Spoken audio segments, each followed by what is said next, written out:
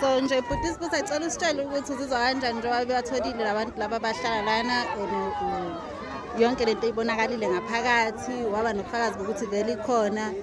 Uzizwa nje kanjani umsebenzi wakho ube impumelelo namhlanje? Sizizwa sijabulile siwumphakathi waseNewcastle. Ngosi sithe ake sisukume siwumphakathi waseNewcastle sonke. Osisi nobhuti namadoda wonke la eNewcastle ukuthi ake sithatheni i-township economy ibe sezandleni zethu. Ngosi labantu bokufika babefike la ezweni lethu bengabantu abazele ukuzofunda nokuzosebenza. Kodwa basebethola i-opportunity ukuthi besebenze ukungcola. Njengoba sila kuleli ndisime kuyo la ngemuva ila sesithole khona benza khona i-Goldings ne-Hennessy sathola nemali njengoba sesibahandove kubantu bokuthenga. So into ebalulekile sithi sicela bonke abantu abarendisela abantu kube yibo abantu bethu bala eMzansi abarana lamabhizinisi ba-take over. Labantu bala abokufika abakwenda banamaphepha noma banawo amaphepha siwumphakathi sithi sicela basidedele ezweni lethu.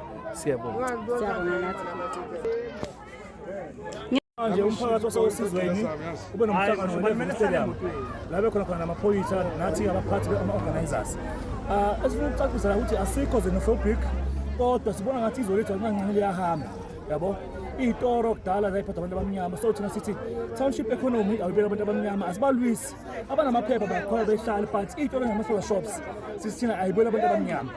So now senze operation amaphoyisa la bayavela abanye benza i-prostitution elokishini benza amabhizinisi engekho emthethweni ama-restaurant ababhalisiwe abanye babeka imali endlini 100,000 electoral endlini so lo mloyo uzobuthula imali laundering abanye amaningi abanamaphepha but bayafonelana babaleke but i-operation yethu gonna be ongoing every Sunday sizoyenza until siwin into sifunayo. Esikushoyo ukuthi asikho xenophobic but thina sithi sicela basidedele abantu abamnyama ba-operate iy'tolo but ivisa njengoba isho ukuthi uma above 5 million unga-operate ibhizinisi elithize uqasha abantu abamnyama because ekukontena uhlala wedwa ulala khona udla khona akekho umuntu obhenefithayo za-South Africa. Kunobungozi esikubona ukuthi babeqala bebeka imali endlini kanje kuyasithuza ukuthi futhi ababhenki leyo mali leyo iyakho-accountela i-state. So nje thina njengamanje sizoyivala i-top bank but every Sunday soba ne-operation akaso namaphoyisa peacefully asiyuli nomuntu asibulali umuntu asibhodloze impahla siluthi but nje sithi peaceful operation enamaphoyisa phakathi ukuthi abanganey'ncwadi abahambi South Africa. Siyabonga.